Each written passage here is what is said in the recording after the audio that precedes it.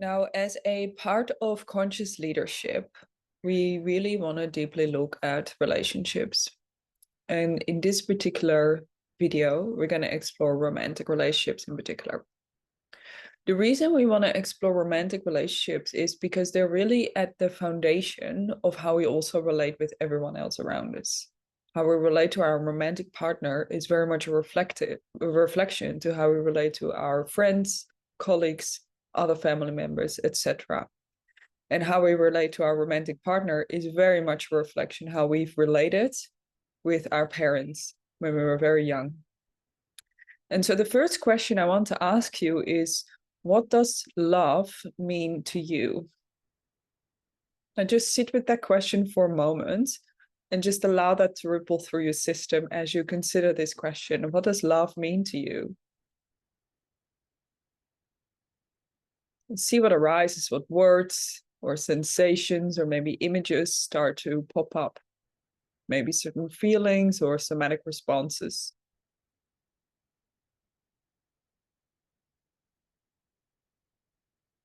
I'm just going to allow a moment to just let that settle and just feel into that for yourself. What does love mean to you?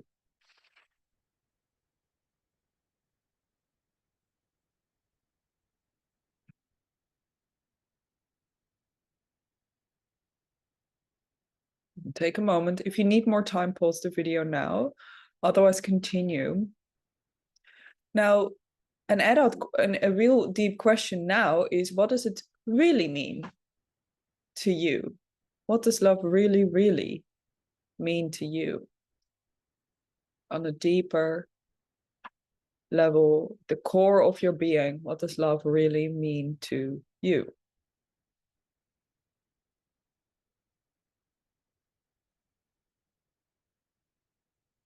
Again, allowing a moment to let that settle into the system, this question, and just see and allow and listen to what naturally starts to arise, kind of from the bottom up, from the system, so from the body as opposed to from the mind.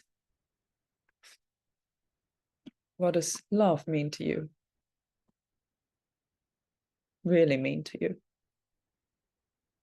Okay, so you have sort of two different ends. So it's most likely, maybe they're very close to one another, maybe they're slightly different, maybe they're actually the same. Most likely they're different. So you can write that down somewhere or just note that somewhere in your mind as we continue on. So in this video, we're going to explore the three most common limiting beliefs when it comes to love, and particularly, again, in romantic relationships, as that is the foundation of how we relate to everyone else in our life. Colleagues, family members, people on the street, the person behind the counter at the supermarket, the yoga teacher, a teacher at school for my children, just anyone that we come in contact with. A police officer, yeah, just anyone. What are the three most common limiting beliefs in relationships? The first most common limiting belief is about men and women in general. So about gender and beliefs about particular traits or aspects of genders. So all men are XYZ. All women are XYZ. This could be beliefs around what either men or women are or are not capable of, what men and women want in life, in business, in relationships, from their emotions, from their friendships, from their physical body, sexually, creatively, when it comes to purpose, vision, mission. What do men or women want in your belief system? So these are really beliefs around the differences in gender. And do you see a difference between men and women, what they can and can't do, or do you see it quite equal? And then also, as you start to consider this question and start to consider this for yourself, really start to notice what is the belief systems around your parents, and particularly the gender of your parents. So your mom always did the dishes because she's a woman. Your dad made the money because he's a man.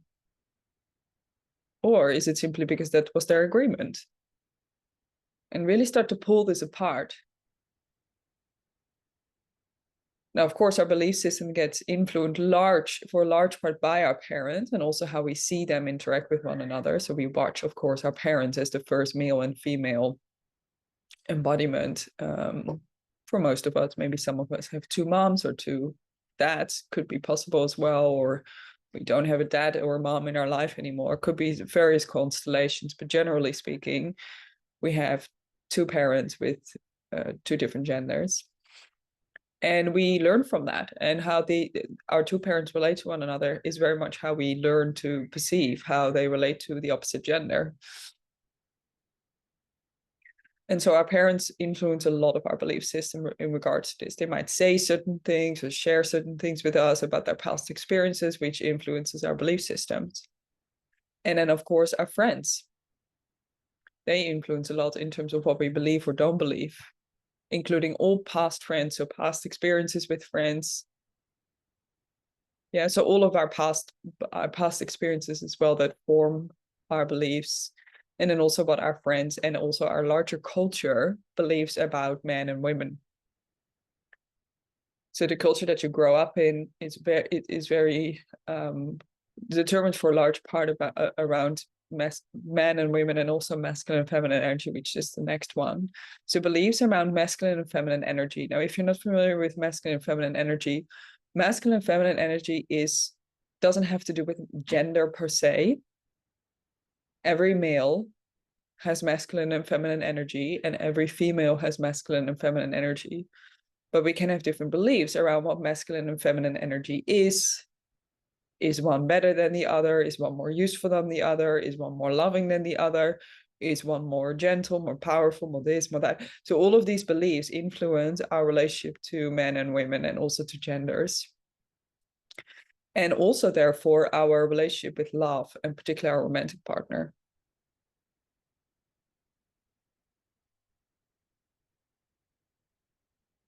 And I think of social media, I think of movies, think of all the things that we get exposed to culturally as well, that influence our beliefs around males and females. And if we have a particular strong belief around males or females, it's going to very likely impact our romantic relationships. If we believe that men are oppressive, if I'm a woman and I believe that, I'm probably not going to like that. That's probably not going to be very conducive in my relationship. If I believe that all women are whiny and I'm a man, that's probably not going to be very useful in my relationship. If I believe that women need to kind of do the dishes simply because they're women, and I assume that my female partner wants to do that, it's probably not going to be very conducive in my relationship. If I'm a female and I believe that men need to kind of make money because that's how it's to be done, it's probably not going to be very conducive in a relationship. And why not? Because we're not actually in the moment. We're not actually in conversation with our partner and in connection with our partner. That might be how we want to constellate it, but it might also not be. So any beliefs that are not actually agreed upon in the actual relationship are most likely very limiting.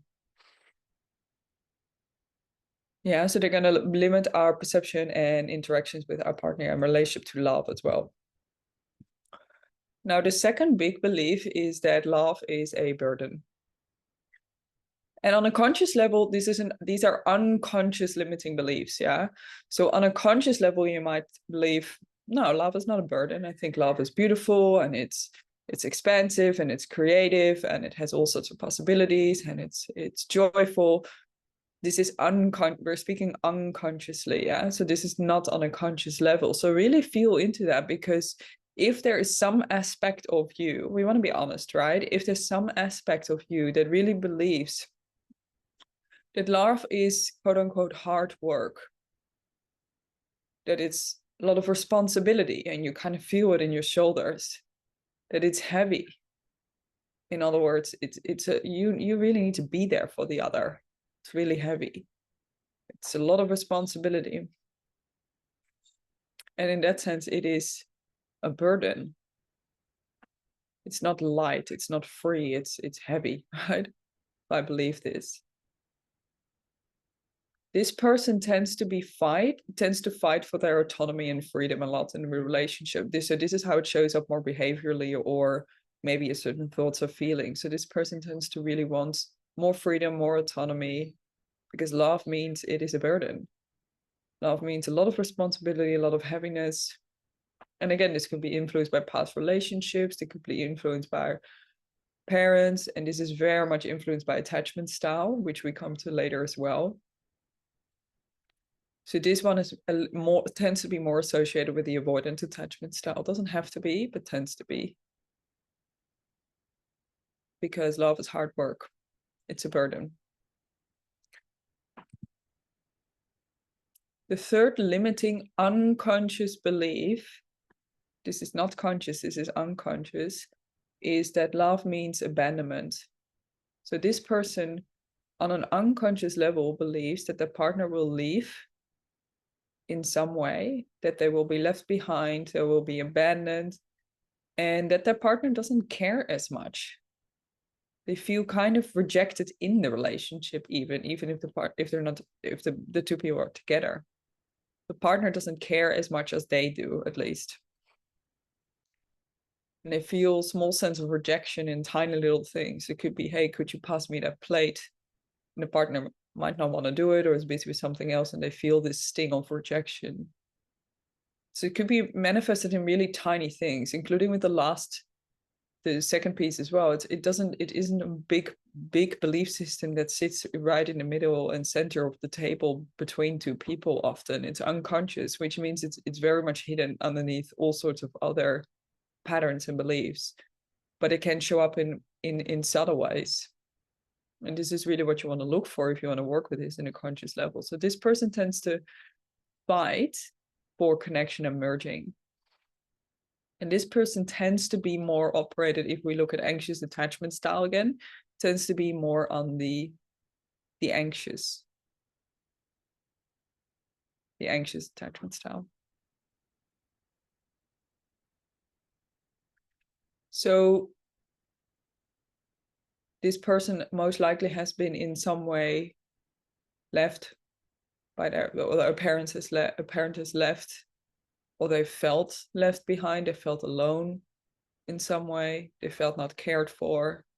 All of these things can contribute to, or partner, they have had past relationships where the partner abruptly left all of a sudden out of the blue. So all of these things contribute to this belief that love means abandonment on an unconscious level. We're really diving into the unconscious. This is not playing on an unconscious level until we make the unconscious conscious. So really start to look into these three limiting beliefs, these three unconscious limiting beliefs that might be playing out in various ways and maybe to various degrees. Maybe you notice, belief 1 is not very alive for me, but belief 2 very much is, and belief 3 not so much, but I can see it in these kind of aspects. So get nuanced and get specific with yourself, so you can write those beliefs down for yourself, 1, 2, and 3, and start to explore for yourself where this is alive for you. And then as the last question you can ask yourself is, what do you think you're getting through your relationship/partner that you don't already believe you have yourself? This could be a sense of adventure, a sense of security, a sense of approval, a sense of control, a sense of appreciation or self-worth, a sense of love, actually, a sense of safety or security, a sense of freedom, a sense of play, party, creativity, because all of these things are already within you. And if you're getting it through your partner, it is very much likely not going to be healthy, because it's a codependency. And there's a very big difference between codependency and interdependence. So another way of asking this question as well is, where in your relationship do you feel like you don't have a choice? Yeah, we're kind of just living together because that's kind of what we've been doing for the last 10 years, and I'm just kind of doing it, but I don't really want to anymore. I'd like to live by myself, or I like to run a business by myself, or I like to do this thing by myself, or go on holiday by myself, but I don't believe I actually can. On an unconscious level, right? We're not speaking often about conscious So what we're kind of slowly starting to do is we're pulling the unconscious to the conscious here.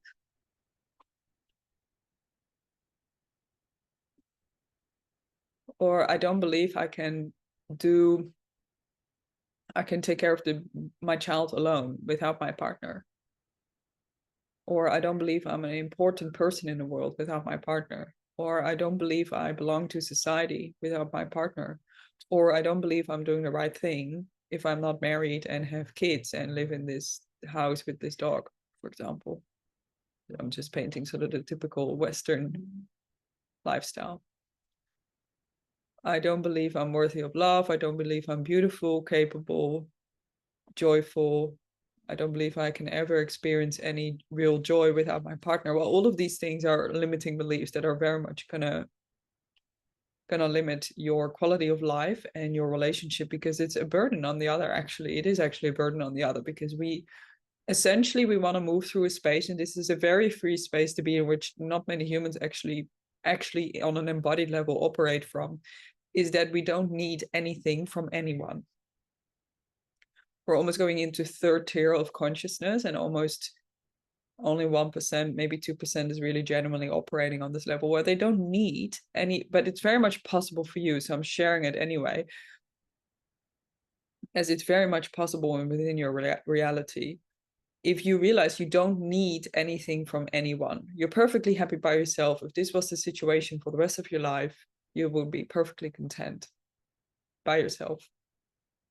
You can meet all your own needs in terms of debate, from the very basics to the more expansive, if you will, in terms of purpose, creativity, and all sorts of creative endeavors you might have in life or achievements.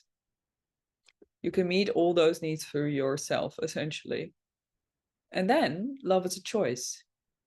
Do you want to be with this person because you can, because you can, not because you have to? It's a very different place to operate from.